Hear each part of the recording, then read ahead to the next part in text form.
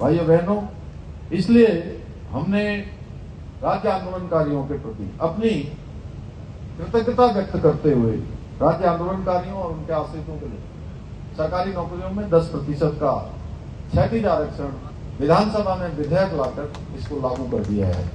इसके साथ ही नारी शक्ति को नमन करते हुए हमारी सरकार ने राज्य में महिलाओं को 30% का क्षैतिज आरक्षण भी सभी सरकारी नौकरियों में देने का ऐतिहासिक कार्य किया है।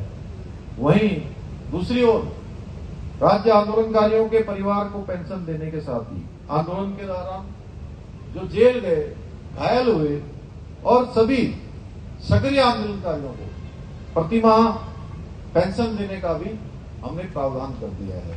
आज पेंशन दी जा रही है। इसके साथ ही राज्य आंदोलनकारियों के बच्चों को स्कूलों और कॉलेजों में निःशुल्क शिक्षा, सरकारी बसों में निःशुल्क यात्रा सुविधा भी प्रदान की जा रही है। भाइयों बहनों, एक पृथक राज्य की परिकल्पना में हमारे प्रदेश के अंदर आज अनेक चुनौतियां हैं।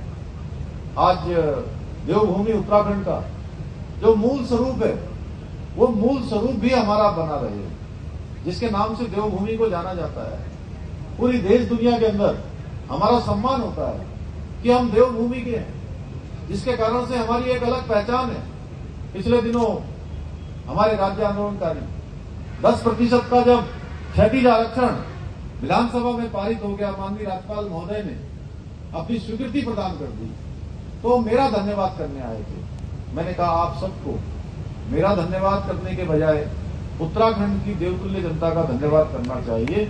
पूरे विश्व भर के लोगों के लिए, निवेशकों के लिए एक पहली पसंद के रूप में बन रहा है, जिसकी वजह से आज राज्य के अंदर बड़े पैमाने पर रोजगार के अवसर भी सृजित हो रहे हैं।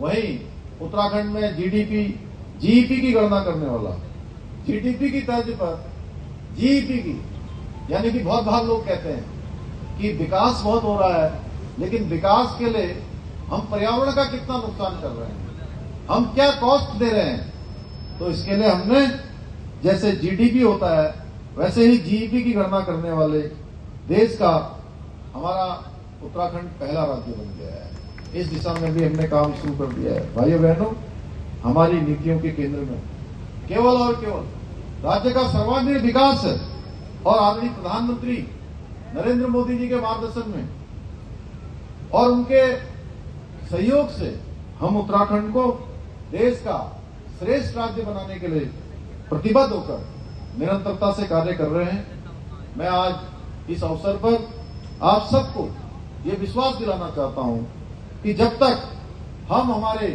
बलिदानियों, आंदोलनकारियों के सपनों के अनुरूप का उत्तराखंड नहीं बना देते, तब तक हम चैन से नहीं बैठेंगे और आराम से नहीं बैठेंगे, जब तक हमारा विकास अंतिम छोर तक नहीं पहुंचेगा।